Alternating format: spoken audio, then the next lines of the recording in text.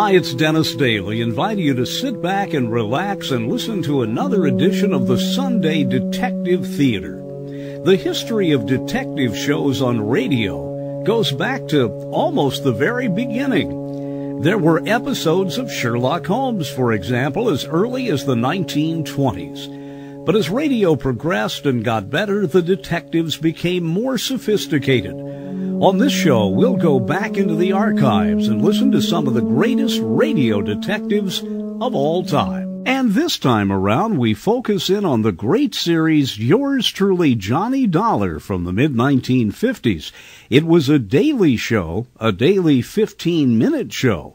We've taken a week's worth and put them into one-hour kind of Lux Radio Theater version. Now enjoy. Yours truly, Johnny Dollar. From Hollywood, it's time now for Johnny Dollar. Welcome to Hollywood, Mr. Dollar. This is Darrell. Darrell? Jim Darrell and Clark Insurance. We wrote up the Palmquist policy. Oh, that Darrell. For a minute I thought maybe... Yeah, everyone does. About the policy, understand you're worried about it. National Underwriters is. They asked me to take a look. Come on over and help yourself. It's a simple enough policy. $100,000 coverage on both Dr. Carl Palmquist and his wife. It's that double indemnity clause I'm interested in. Becomes effective the end of this week, doesn't it? That's right. Why? What's wrong? An anonymous letter sent to underwriters. Kind of hints that somebody's going to try to collect.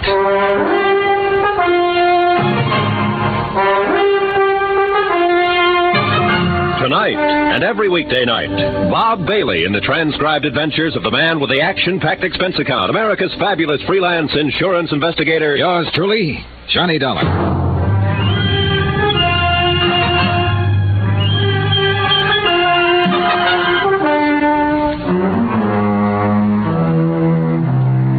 From Special Investigator Johnny Dollar to National Underwriters Association, 1180 River Road, Hartford, Connecticut. The following is an accounting of expenditures during my investigation of the long shot matter. Expense account item 1, $174.90, airfare and incidentals to Hollywood, California. A good night's sleep at the Beverly Hilton Hotel, and in the morning sunshine, Hartford's slush was only a clammy memory. Nobody walks in California, so when in Rome, item 2, $2 even, cab fare to Darrell and Clark Insurance Brokers. Beverly Hills, where else? Come on in, Dollar. Won't be a minute. Grab a chair. One look at the furnishings, and you knew a lot of insurance was sold here. It takes a flock of premiums to pay for the really good modern, the long, clean, functional stuff. Impressive. Jim Darrell was even more so, and I'd have bet that 90% of his policyholders were women. He seemed to be doing two things at once, shaving and keeping track of passers-by in the street outside. I watched him glance quickly out the window for the fifth time, smile happily, then make a check mark on a desk pad. I give up. What is it? Electric shaver. I mean the bit outside the window. No, it's this year's version of counting license plates. You playing alone? With Clark, my partner.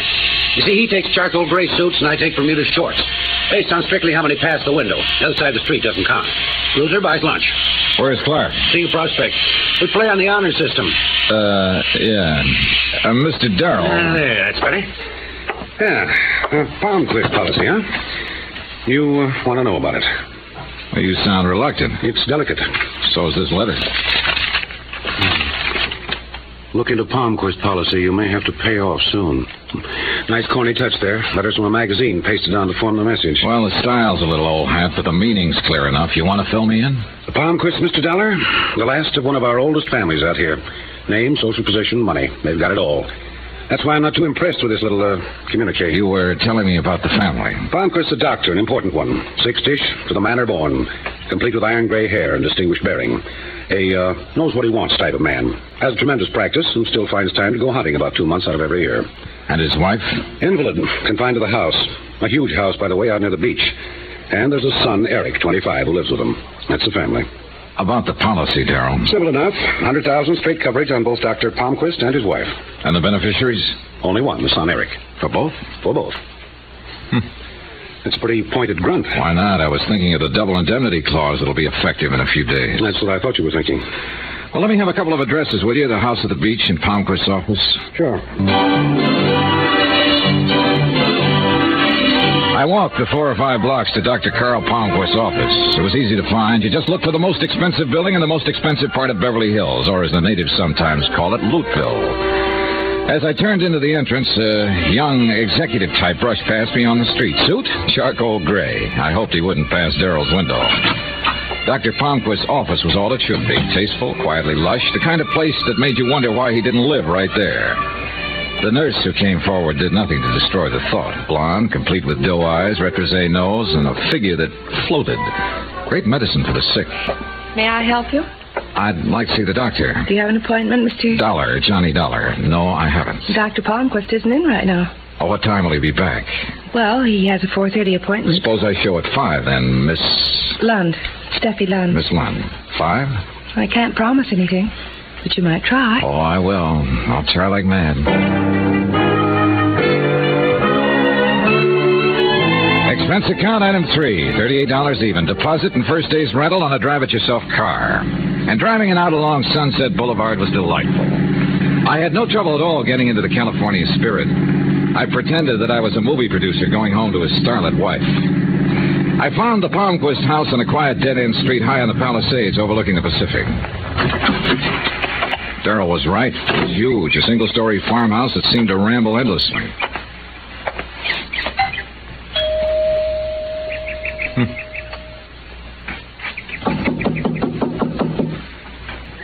Well, it was a long way to come for nothing. I walked around the side of the house, and nobody tried to stop me. I moved through an open breezeway and wished that somebody had, because suddenly I felt like an intruder. Because of the woman sitting in the wheelchair, staring vacantly down at the swimming pool that sparkled in the sunlight. Because of the way she poured a drink from the bottle beside her without ever looking at it. Because of the way she held the glass, as though she wanted you to believe it was sarsaparilla tea, not whiskey. It isn't really medicine, you know. I only pretend that it is. Yeah, sure. Look, I didn't mean to barge in like this. Mrs. Palmquist? Victor says it's disgusting. Calls it a sign of weakness. Do you feel that way, young man? Well, nobody does anything without a reason.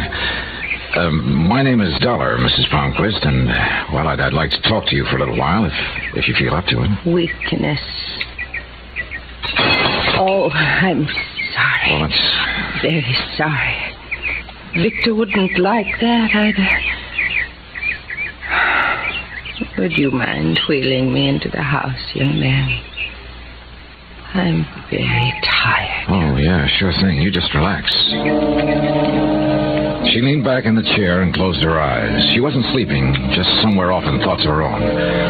I pushed the chair toward the house as gently as I could. It wasn't until we almost reached it that I realized we had an audience. A good-looking kid in his mid-20s watching us from a bedroom window. A kid who didn't want to be seen. The way he jumped back from the window told me that. It was getting pretty weird out.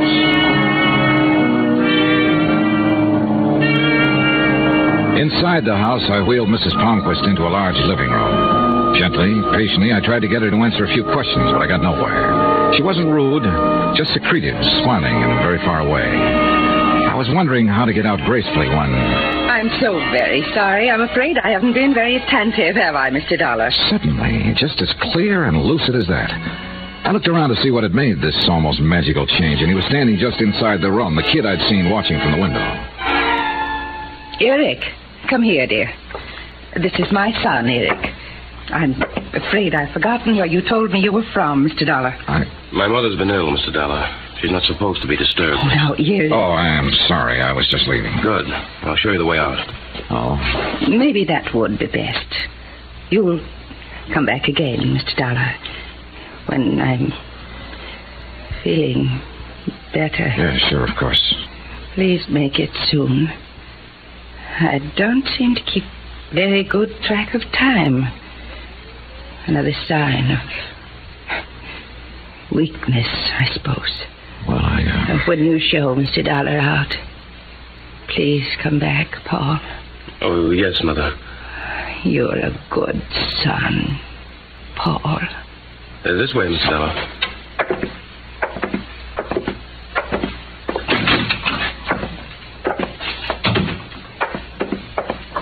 What do you want here? You can see she isn't well. Yeah. It didn't take you long to go from Eric to Paul, did it? She is not insane. You hear, Mr. Dollar? I didn't say she was. Now, Now, why did she call you Paul? Paul was my older brother. He died 3 years ago. That's part of why she's like she is. A small part. Oh, I'm sorry. Nobody's asking you to be. Just don't come back here. I had plenty of time to kill before 5 o'clock, and a lot of things would have been pleasant. Stopping up the Malibu sun, watching the kids on the beach, you name it. But instead, I settled for a visit with an old friend, Lieutenant Barry, homicide. I wasn't just being social. Pretty sneaky, as a matter of fact. The anonymous note which underwriters had received intrigued Barry, and he promised to have it gone over by the police lab. At 5 on the dot, I was back in Dr. Palmquist's office. Hi. You're a punctual sort of patient, Mr. Dollar. Yeah, I used to get gold stars for it at school. Well, I'm afraid Dr. Palmquist doesn't get one. He called just a little while after you left this morning. Oh? Said to cancel all appointments for today, that he wouldn't be in. I'm so sorry. Yeah, so am I.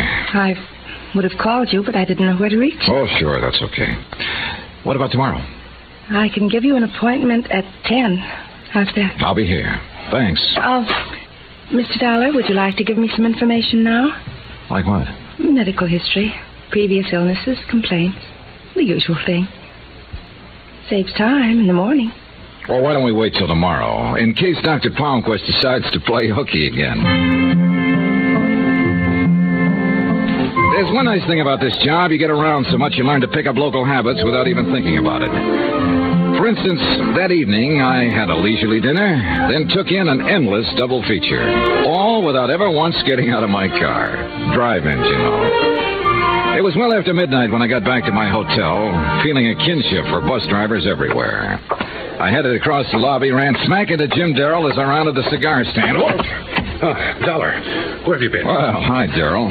Hey, who wound up paying for lunch? Listen, I've been trying to get hold of you all night. Where were you? Dinner, a movie, the wildlife, huh? Well, don't look that unhappy. I didn't do anything illegal. Somebody did. What? Hey, what is it, Darrell? What are you talking about? Mrs. Palmquist. Dead. Shot to death. A couple of hours ago.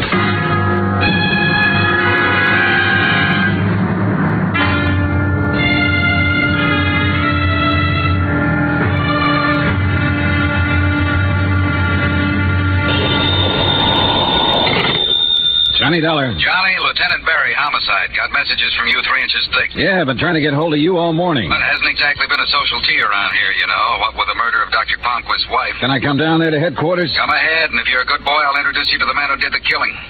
What? Of course, he denies it completely. Who wouldn't? But wait till you hear his story. It's a wild one. Hold it, you're way ahead of me. You're saying you've got the killer there? That's what I'm saying. Well, who is he? You wouldn't know him. Nobody seems to. Make a little sense, will you, Lieutenant? Look, you coming down or not? Right now. From Special Investigator Johnny Dollar, location Los Angeles, California, to National Underwriters Association, Hartford, Connecticut. Assignment, the long shot matter.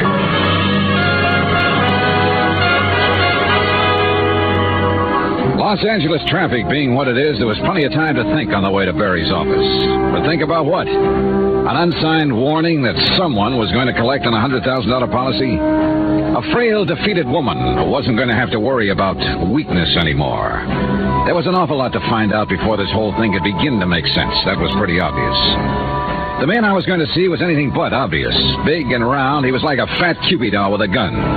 You always had the feeling his round little eyes were dreaming past you, seeing an island where there was no jail cells.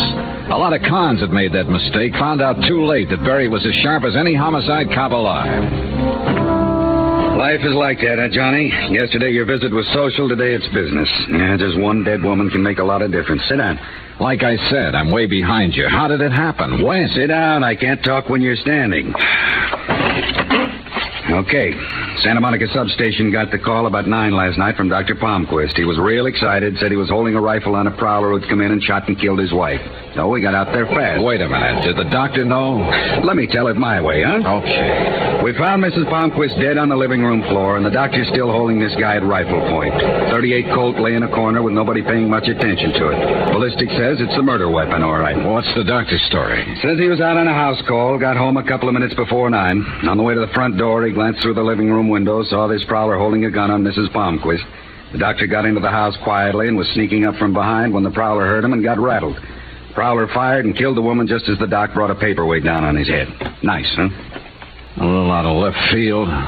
Funny, I always thought prowlers and gunmen are two different things. Nothing says it can't happen, and the evidence says it did. What does that mean? That this is one prowler who's sewn up tight, because everything checks out. The .38 is his prints are on it. Lab found the lock he forced to get in. What else you want, a moving picture? Well, don't get mad. I'm just asking. Now, that house call the doctor was out on. I'm a stranger in town, but isn't that kind of a late hour to see a patient? Unless it's a real emergency? Not when they look like this one. Oh? I checked with her this morning. She could make me go to medical school right now, even at this age. Nice, huh? Put it this way. Her first name ought to be Marilyn. Well, that's pretty clear. Who is she? A Mrs. Laura Considine. 35, widow, money, and everyone should look like that. She been Dr. Palmquist's patient long? 3 or 4 years, and she backs up the story of the house call completely. You sold? I want to know about the prowler. Who is he? Ex-con, drifter, 57 years old, got a record that goes way back. What kind of record? I was afraid you'd ask, because that's the fly in the ointment. It's a long cheat, and it's varied. Bunco, con game, badger, bad checks, pigeon drop, all small stuff. But not an ounce of violence anywhere. A killing's way out of pattern, isn't it? Yeah. This prowler, what does he claim? It's so wild, I'm embarrassed to repeat it. How's chances of my seeing him? Maybe he'll tell me.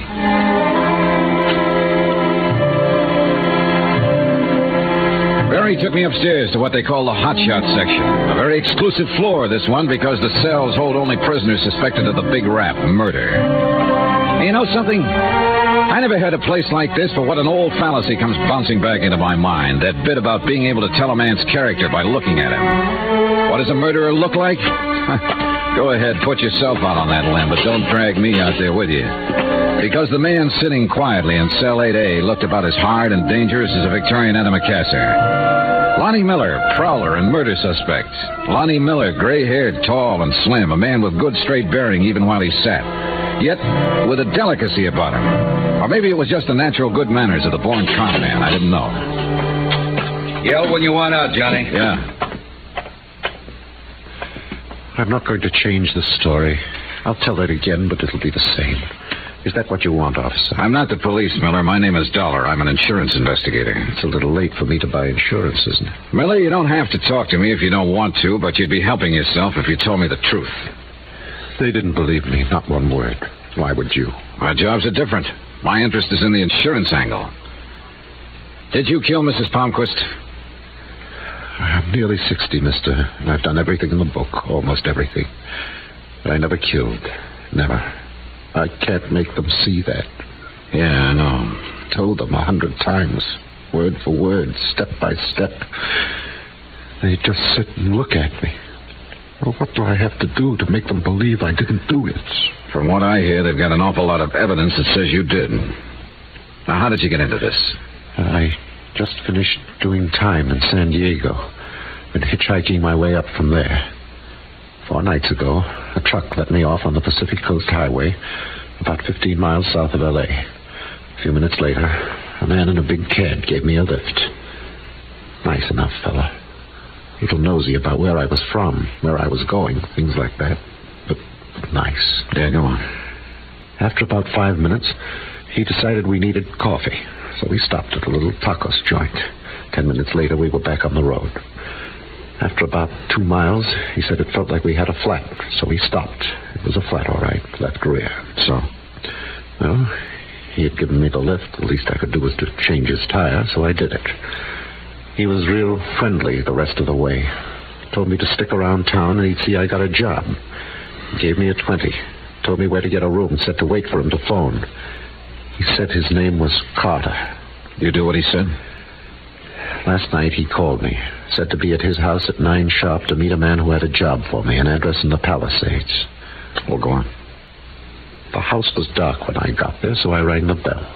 Someone opened the door. I took 1 step inside and got hit on the head. Next thing I know, I'm coming to on the living room floor. There's a dead woman a few feet away, and my friend Carter's holding a rifle at my head, threatening to blow it off if I move. Only when the cops got there, they didn't call him Carter, but Dr. Palmquist. Palmquist? Miller, do you realize what you're saying? I know. And every word of it's the truth. Now tell me this, mister. How do I get anyone to believe it?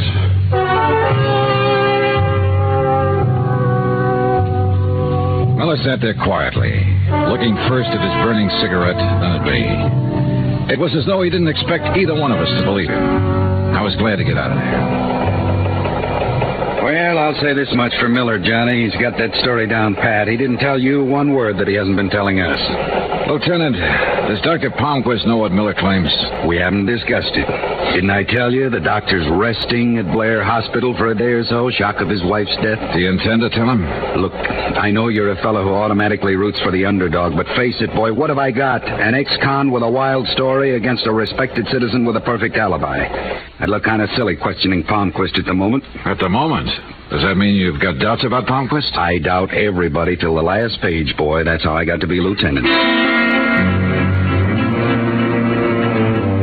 And that's where we left it. I had a long, thoughtful lunch, which included 2 very dry martinis aimed at helping solve a new problem. To which, how best to arrange a few words with a hospitalized Dr. Palmquist at such a delicate time. In the end, I did the only thing I could. Walked into room 913 at Blair Hospital and introduced myself. Dr. Palmquist didn't seem at all surprised by the visit. He seemed annoyed, if anything. But the annoyance was with himself. I'm not a very good advertisement for my own profession at the moment, am I, Mr. Dollar? I'm sorry to intrude, Doctor. I probably could have picked a better time for a visit. You've been doing your best. What?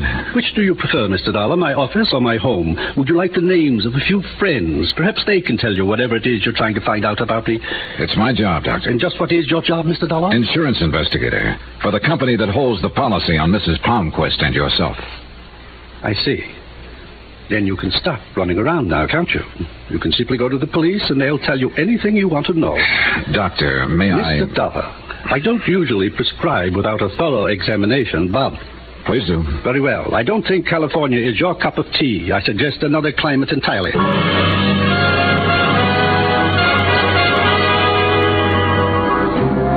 visit was over. Palmquist lay back against the pillows, no longer interested, and I turned to leave. Just as I was reaching for the door, it opened, and one of the most beautiful women I'd ever seen started into the room. I think you have the wrong room, madam. For a moment, she just stood there, startled. Then, without a word, she turned and hurried out. But not before I'd gotten a good look at the large block initials on the purse she carried, LC.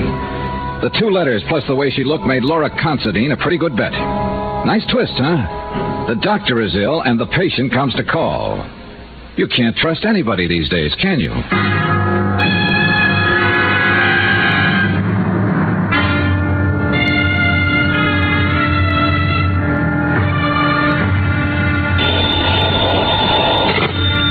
Johnny Dollar. Lieutenant Barry here. Oh, hi, Lieutenant. You're stepping on toes, Johnny boy.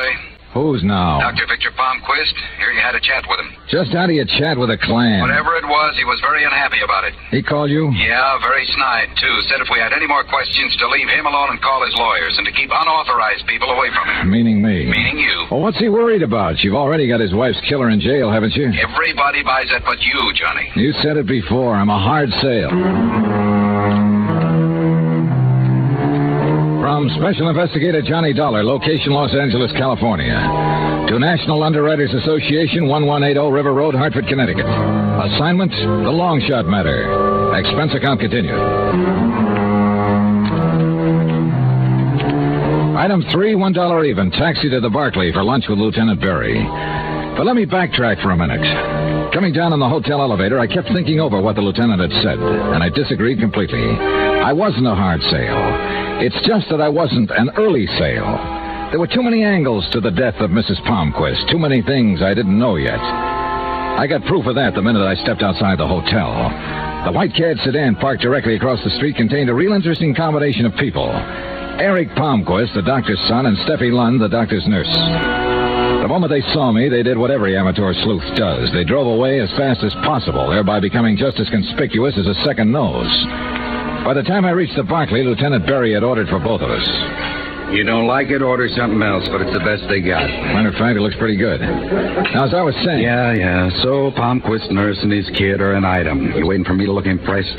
You get up out of the wrong side this morning, Lieutenant. Look, I don't like the smell of this deal any more than you do, but what does it all add up to? You're sent out here to look into a possible killing. Which happens. Victim, Mrs. Palmquist. So, an ex-convict sits in a cell accused of the murder. The accuser and witness, the dead woman's husband.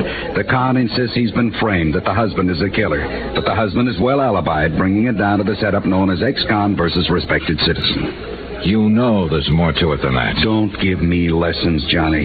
You think you've come up with one thing we don't already know about? I got checkouts going on the doctor, his nurse, his son, everybody within shooting distance of this thing. Don't get any ideas we're asleep down at the hall. All right. Give me a little fill, huh? Who? Palmquist's nurse, Steffi Lund. Nice kid, never been in trouble. At least we couldn't find any. What about the boy, Eric Palmquist? Typical rich doctor's son. Kind of wild, sensitive, gambles, but Papa can afford it. Also hits the booze too much for a kid that young. What about the doctor's alibi, Laura Considine? Yeah, no, I should have skipped that one. Your eyes look like they're whistling. Isn't it awful? At my age, too.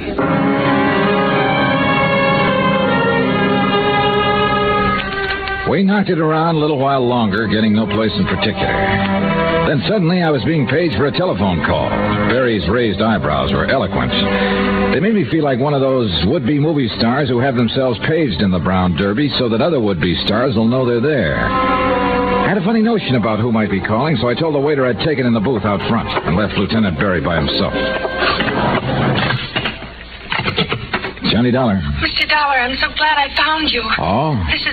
This is Steffi Lund, Dr. Palmquist's nurse. Well, the day's picking up. I'm sorry. I hope I didn't interrupt your lunch. You see, I called your hotel and they told me where you'd gone. I'm sorry. Well, don't apologize, Steffi. A working girl who drives around in a beautiful white Cadillac doesn't have to, you know. I'll explain about that. Why should you owe me any explanation? Please, Mr. Dollar, I've got to see you right away. It's terribly important. Mr. Dollar. Where are you? I'm at Dr. Palmquist's office. Can you come here now, right away? Okay, I'll be right over. And please, don't bring anyone along with you, will you? However you want it, you're calling the shots. Thank you. And hurry, please.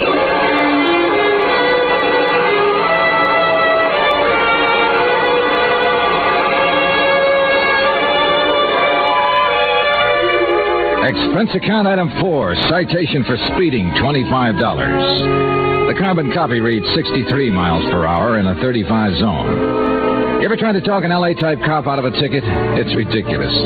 He's always a big, good-looking guy who listens seriously while you alibi, but never stops writing. Then he smiles, calls you sir, and hands you the ticket. I couldn't beef about it, though. 2 reasons. 1, I deserved it. And 2, if I hadn't been stopped, I'd never have realized I was being tailed. Because the tail knew what he was doing. A heavy-set, thuggy-looking fellow in a black 51 sedan. He circled the block twice while I was getting the ticket. Was right back on me as I started out again. He was still there as I pulled up in front of Dr. Palmquist's office. But he was smart enough to ride on by without even looking at me. I waited to see if he'd come around the block again. He didn't.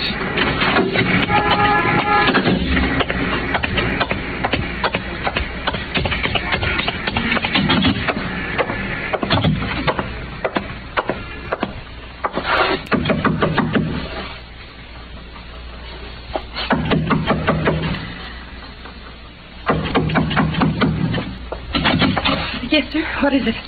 What? What do you want? Well, now, that's a switch. When you called me a few minutes ago, you said... No, you're mistaken. I didn't Well, call now, you. wait just a minute. I didn't call you. Don't Her you words were understand? deliberate, emphatic, but her eyes were suddenly doing the real talking, signaling desperately into the room behind her, trying to tell me that she wasn't alone. But I wasn't the only one who caught the signal. Get away from the door, Steffi. Come in, you. Did you hear me? I said come in. Please. Hello, Eric. What seems to be the trouble around here? That's far enough. Oh, now, come on. Why don't you put that thing down? Your family's had enough misery with 38s. Darling, do what he says. Why did you call him, Steffi? Why? Because somebody's got to help you because of what you're going through and what it's doing to you.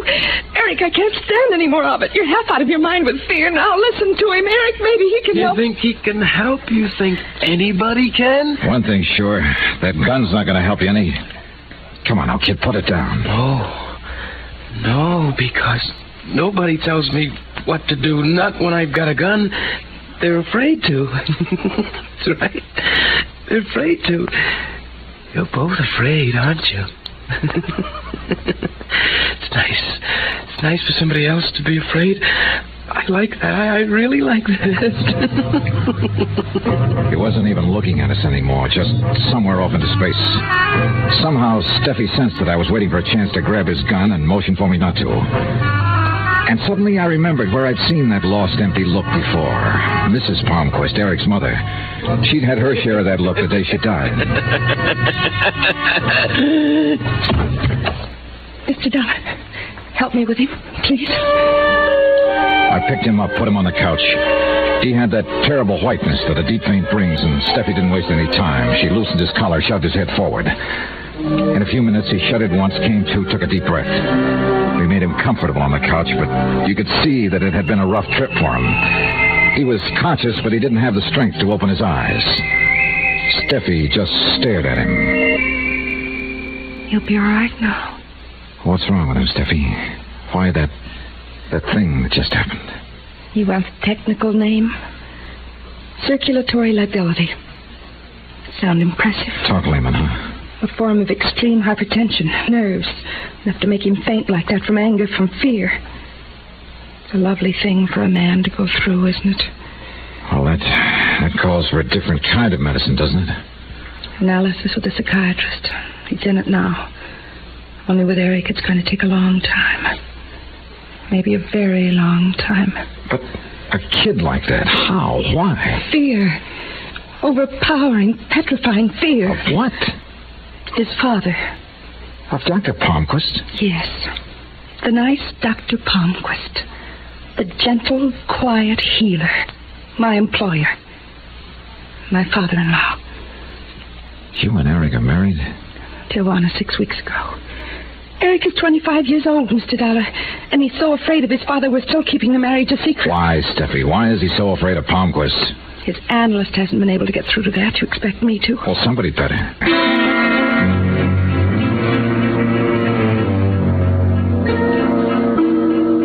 Steffi was still pretty much upset when I finally left her, and I must admit that my own mind wasn't exactly at ease. Hoping that the fresh air would help to clear my thoughts, I took my time driving back, and it must have been nearly an hour later when I pulled into the subterranean garage of my hotel. I guess I was thinking too hard about what had just happened. In any case, I wasn't quick enough. Just as I passed one of the garage's big concrete pillars, a figure stepped out from behind it, brought the business end of a coat banging down on my head. The ground climbed up and got me. But not before I had a look at him. My heavy-set, thuggy-looking friend who tailed me earlier in the day. He could talk, too. You're in the wrong town, punk. Take the hint. I took the hint. I passed out.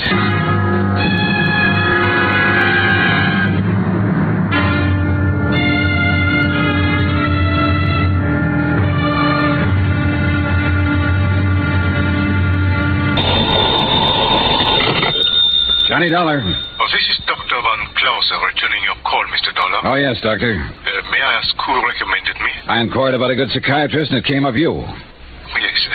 Well, the first step is usually an office appointment for a preliminary chat. That's what I had in mind. Today? My schedule is quite full. Would tomorrow be suitable? Today would be better. Oh, I see. But there should be ample time. There should be ample time, but there isn't. In fact, I'm running out of it fast. Very well. 11 o'clock. Dust off your couch.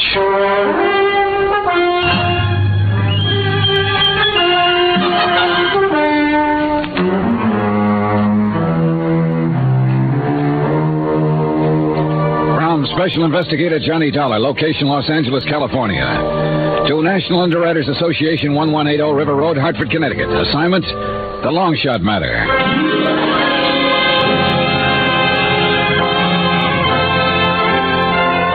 Johnny Dollar, hypochondriac, complete with assorted medical advisors. I needed one of them before I even got down to the lobby of my hotel. It was the house medic, that's item 5, $5, who'd patched me up yesterday after a thug had worked me over in the hotel garage. Now came checkup time, and the doctor was a fusser, and he disapproved of me. Hold still now, hold still. Yeah, but that's my head you're digging in. I wouldn't have to if somebody else hadn't split it open. There. Hey.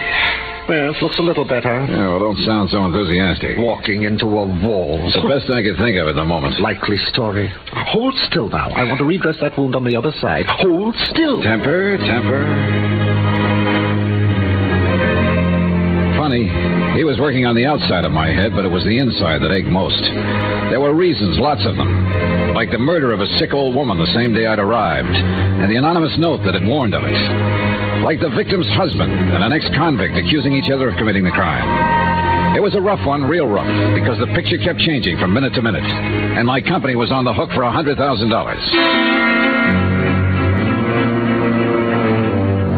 At 11 o'clock, I sat across the desk from Dr. Hans van Clauser, psychiatrist, in his Beverly Hills office. He was small, spectacled, and charmingly Viennese. More important, he was the analyst who was treating Eric Palmquist, the murdered woman's son. Now, Mr. Dollar. Afraid I owe you an apology, Doctor. I deceived you a little bit. I'm not exactly here as a patient. Everyone finds it difficult to begin, Mr. Dollar. Suppose we hear some of the medical history first. I tell you, we're off on the wrong foot, Doctor, and it's my fault. Here, take a look at these, my credentials. I see then you're hardly here as a patient. About a patient, let's say.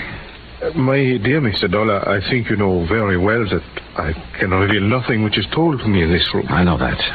Then the purpose of this visit? I just want answers from a competent authority about a certain illness. I won't bring personalities into it. It's important, Doctor. And the particular illness? Something called circulatory lability. You know that it's a form of extremely provoked hypertension? Yeah, that much I do. Hypertension is the result of anxieties. The anxieties may be real or fancied, but the hypertension is very genuine indeed, and very dangerous. Dangerous to the extent that a man could turn to violence, maybe kill? If sufficiently aroused, yes, it has happened. I see. Thank you. Thank you very much. Item 7, 10 cents, recklessly squandered on a phone call to my hotel to check for messages. There was one. Lieutenant Berry of the L.A. Police Department would like to see me at my convenience. Would I? I would. You get practically nowhere ignoring police lieutenants. He stared at the bandage on my head and my assorted cuts and bruises, and his opening line was quite inspired. We finally traced the murder weapon. It was bought at a pawn shop in Burbank. The pawnbroker positively identified a mugshot of the buyer, Lonnie Miller.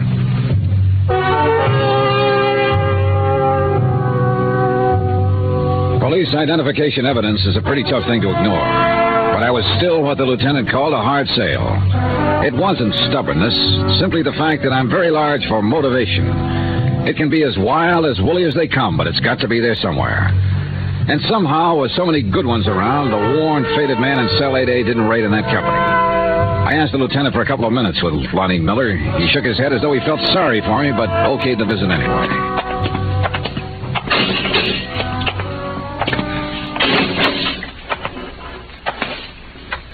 Miller?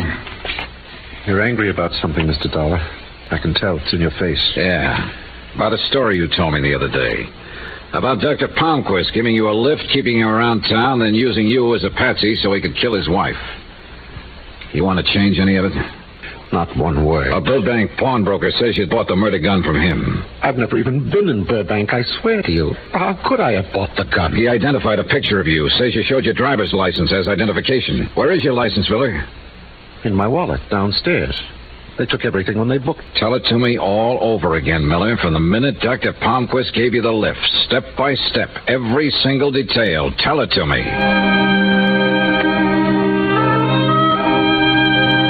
He began slowly, haltingly. The words just kind of fell out of his mouth in a tired, hopeless fashion.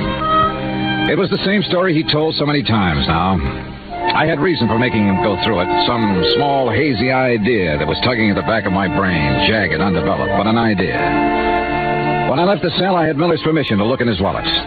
The police custodian showed it to me 5 minutes after that. The license wasn't there. Expense account item 8, 10 cents, an L.A. newspaper, 3 days old.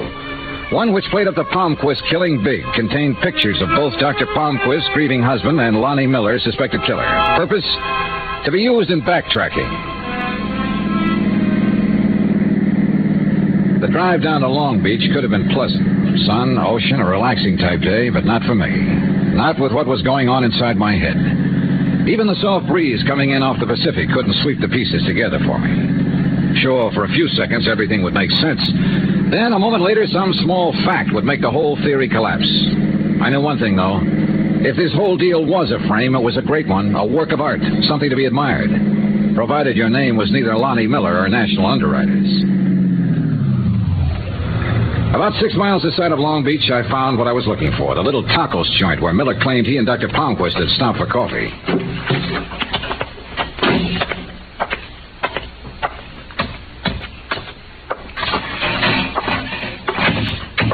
Hola, amigo. You like some tacos? Sure. Sit down. It won't be a minute. On and around? You're looking at him, amigo. Want to take a look at this newspaper? Either of these men ever been in here? Look kind of familiar, but maybe it's only because I see him in the papers. You know... That's the best you can do? Well, look, amigo. You stand behind a counter all day and everybody looks like everybody else. There's this about the racket. You try, you strike out, you can't waste time thinking about it. You get on to the next step. The step, Laura Considine, Dr. Palmquist's lovely alibi the night of his wife's death. Her house was only a few miles out of Long Beach. It seemed logical to head for it. I reached it about 20 minutes later, a large, old-fashioned and seemingly deserted house in a promontory that jutted out into the Pacific. Strikeout number 2, the hostile iron fence that circled it made its point. Keep out. So I did. Trespassing applies to everyone. From where I stood, I couldn't identify the car that suddenly roared away from the back of the house, but one thing was obvious. The driver was in a hurry, and I was getting nowhere. I decided to head back to town.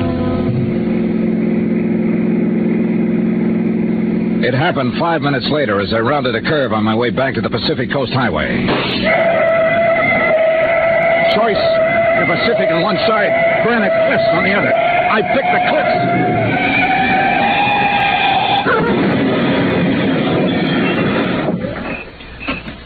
Funny what your mind does at moments like that. I remember looking at the mashed inside of the car and wondering which company carried the insurance policy. Then I thought of how good a marksman a man must be to pick off a tire from any of those cliffs. And then I remembered still another thing. Hadn't I been told about someone who was a great shot, who made it a rule to hunt 2 months out of the year no matter how busy he was? Sure. A highly respected citizen named Dr. Victor Palmquist.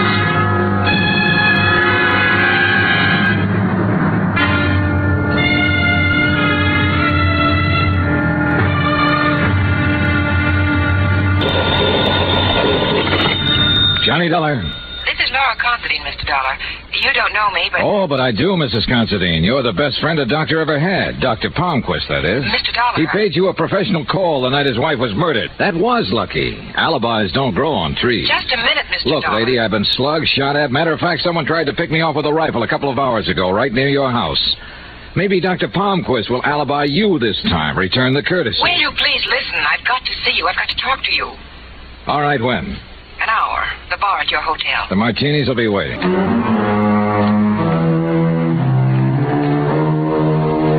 From Special Investigator Johnny Dollar to National Underwriters Association, 1180 River Road, Hartford, Connecticut. Assignment, the long shot matter. Expense account concluded.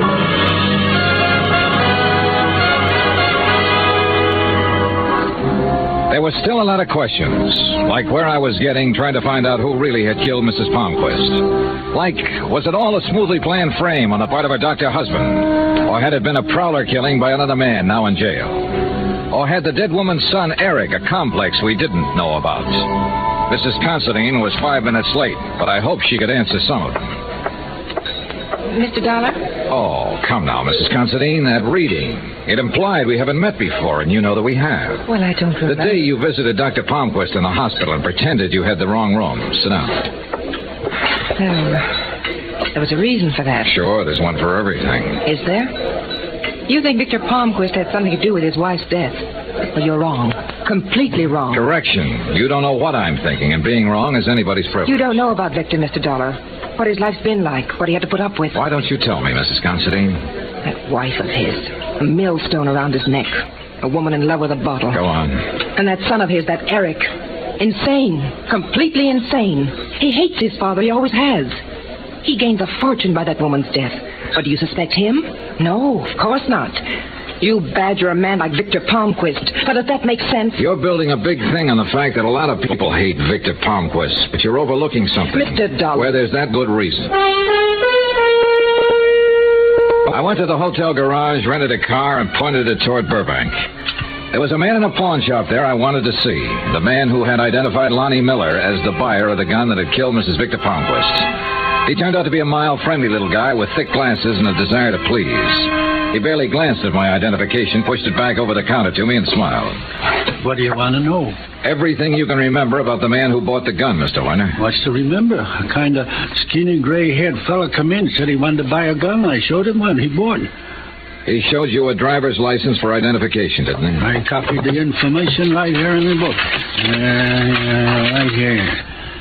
Lonnie Miller, 173, Fuller, San Diego, height 6 feet, weight 152, color white hair. Here, look yourself.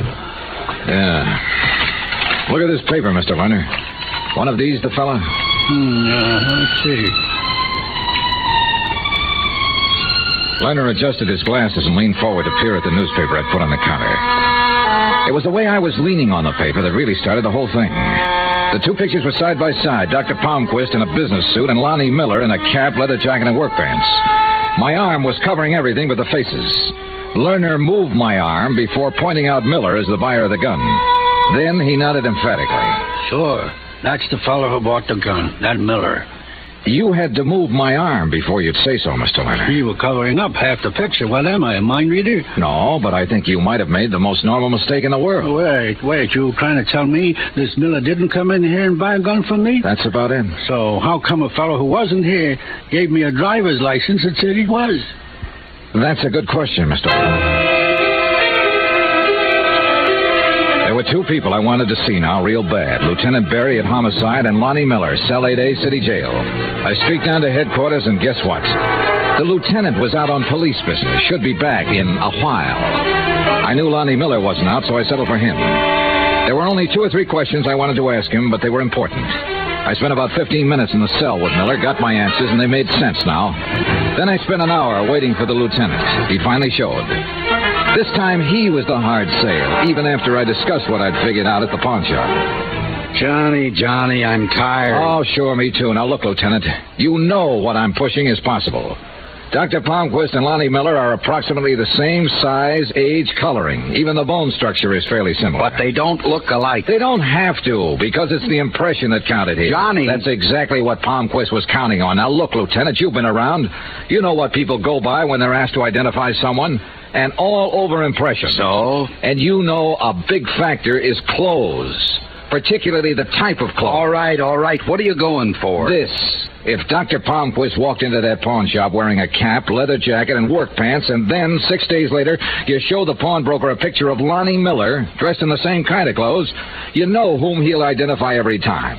Especially when he'd already seen a driver's license made out to Lonnie Miller. 1,000 ways to make a living. What did I pick? Lieutenant. Look, suppose I buy that. Where are you?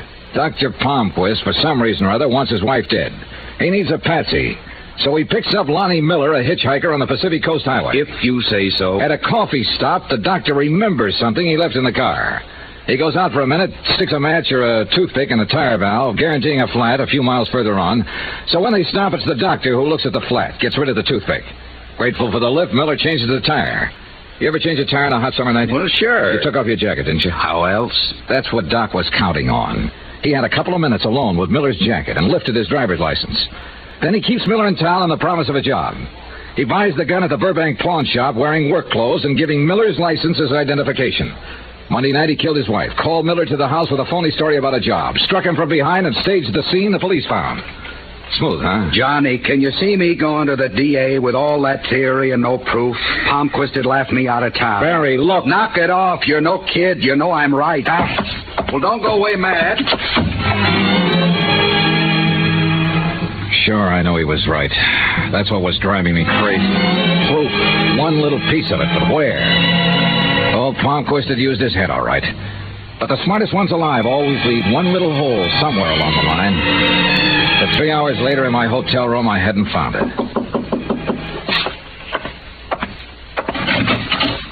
Stephanie, what are you doing here? Johnny, Eric's been drinking all day, brooding, working himself into a rage, saying terrible things about Mrs. Considine and his father, and about his father being a murderer.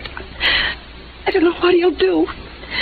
Help me, Johnny, please. He give you any idea of where he was headed? He mentioned going home to get a gun and then going to Mrs. Considine's house. Johnny, I'm afraid. All right, come on.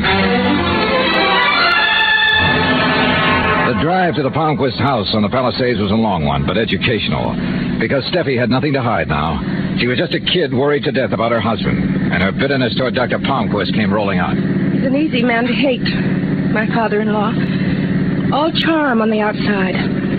Petty little dictator inside. A man who's trying to prove something, can't abide weakness.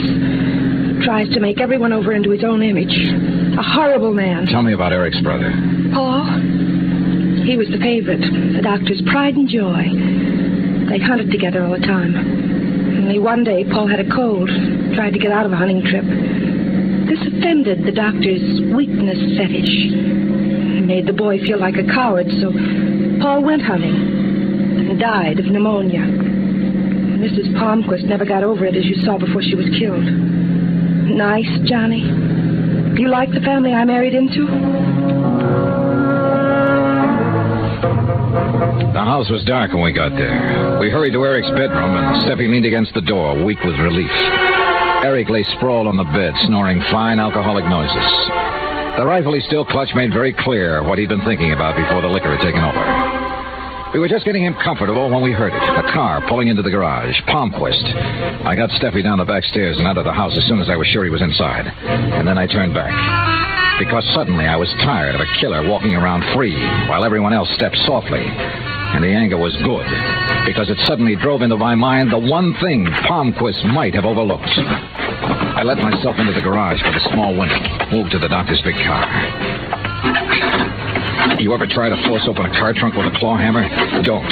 A, it's rough, and B, it takes your eyes off the door leading to the kitchen. Why don't you ask me for the key, Dollar? A gun, Doctor? No instrument of healing? Oh, that's nice. And it tells me something about the trunk. That there's a spare tire in there that's flat, but doesn't have a puncture. A service station might remember a thing like that, huh, Doctor? That's right, Mr. Dollar. Goodbye. Couldn't pick me off because of the car, but the car was working against me, too. You did better with a rifle yesterday, Doctor. I'll manage, Mr.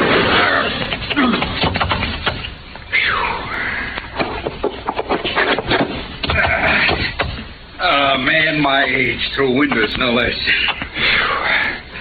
He had it? Nah, he'll look good in court. Small question, Lieutenant. Not that I'm ungrateful. Ask. Aren't you a long way from home? I didn't like the look in your eye when you stomped out. You know something, Johnny? You're easier to tail than a trolley car.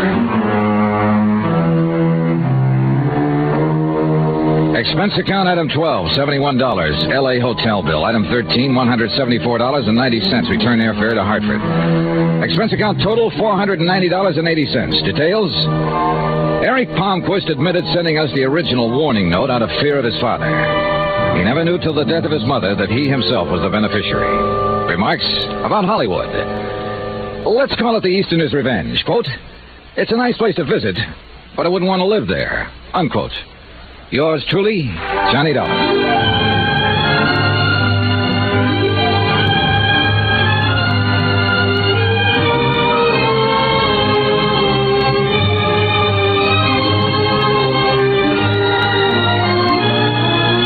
Truly, Johnny Dollar, starring Bob Bailey, is transcribed in Hollywood. Written by Tony Barrett, it is produced and directed by Jack Johnstone.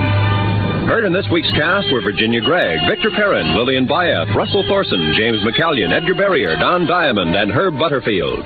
Be sure to join us on Monday night, same time and station, for another exciting story of yours truly, Johnny Dollar. Roy Rowan speaking. And there you have it. We're focusing in on Johnny Dollar, one of the great detective series of all time. Thanks for joining me, and come back again right here on YouTube.